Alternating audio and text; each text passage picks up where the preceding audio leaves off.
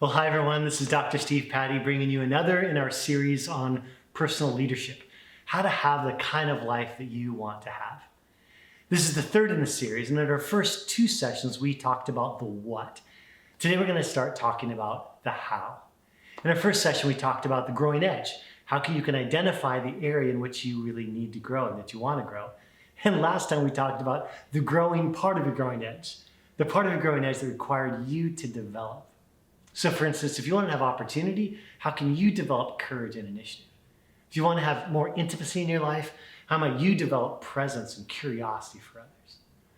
Well, now that you've identified your growing edge and the growing parts of your growing edge, we need to think about how to move forward in this area.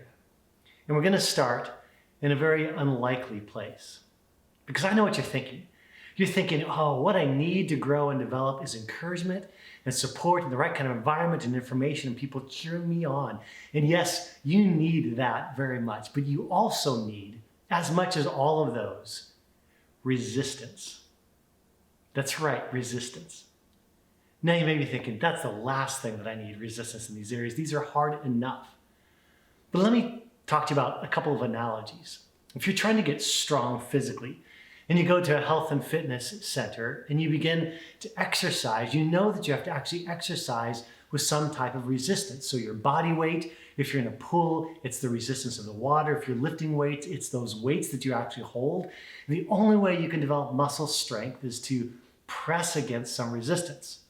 If you're in a weightless environment, you would not be able to develop muscles. In fact, those astronauts who are circling the globe who live in weightless environments actually have to introduce resistance into their regiment daily in order to be able to stay toned. And you may be thinking, I don't want resistance in these areas, but you actually need it in order to grow. Or think about how the immune system works. The immune system has to interact with dirt, with things that are unclean or impure in order to develop the ability to be strong and resilient. And if you lived in a sterile environment, and that's where you lived all of your life, your immune system would be underdeveloped. Or if you lived in a pristine environment where you had not much exposure to many kinds of bacteria or other kinds of things, you might be susceptible, you might be vulnerable to the next scourge that came across your way because your immune system would not be yet strong enough. It needs resistance. And think also about how we stay mentally nimble and have cognitive acuity as we age. We have to engage in puzzles and things that make us perplexed, vexing problems in order for our neurons to be able to develop new neurological pathways. And that's not easy. Problems are hard by nature and they require us to think and wrestle and struggle. And that's exactly what we need to sustain mental flexibility and nimbleness and sharpness as we age. So you're getting the picture. Resistance actually does us so much, and as much as you need encouragement and support and the right kind of environment, you also need resistance.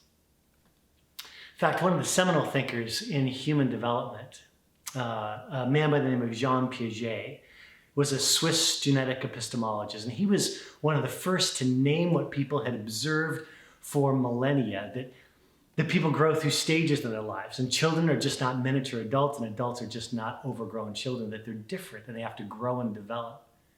And after spending a whole life career studying the development of organisms, particularly human beings, his observation was this, that disequilibration is the engine of growth. Disequilibration is the engine of growth.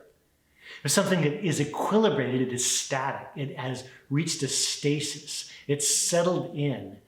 To be disequilibrated means to disrupt that comfort, disrupt the status quo, the settledness. And Jean Piaget says that actually is the engine that helps people grow and develop. And leadership theorists call this the zone of productive disequilibration, or the zone of productive discomfort. If you think about a graph and you have an x-axis that's your life and a y-axis that is disequilibration or tension or discomfort, leadership theorists and researchers say that there is a zone in there, a line below which you sink back into complacency, And then another line above which you're traumatized. And there's a zone in there. And if you can get yourself into that zone, you have a better chance of growing and developing, of really, truly developing, not just coping, not just outlasting, not just getting through something, but actually developing. Which is interesting because sometimes we have to introduce disequilibration into our growing edges in order for us to grow. And we don't want to traumatize ourselves, but we have to push ourselves and stretch ourselves in uncomfortable ways in order to be able to grow and develop. So you know where we're going with this, don't you? The next step, the next task to take is to think about your growing edge and think, how might I take one step that would push me into that zone, that would stretch me into that zone, that would invite me into that zone of productive discomfort or disequilibration.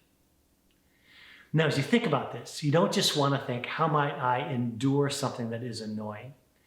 We're thinking about your growing edge, not about just annoyances in your life. So if you wake up one morning and you have a rock in your shoe and you think, well, I'm going to live in a zone of discomfort today. Well, that would be ridiculous because pretty soon you'd have a sore on your foot, you'd be limping, your hip would be out of whack, and your back would be hurting. In other words, that annoyance unattended would compound difficulty for you. That's not helpful. That's not productive.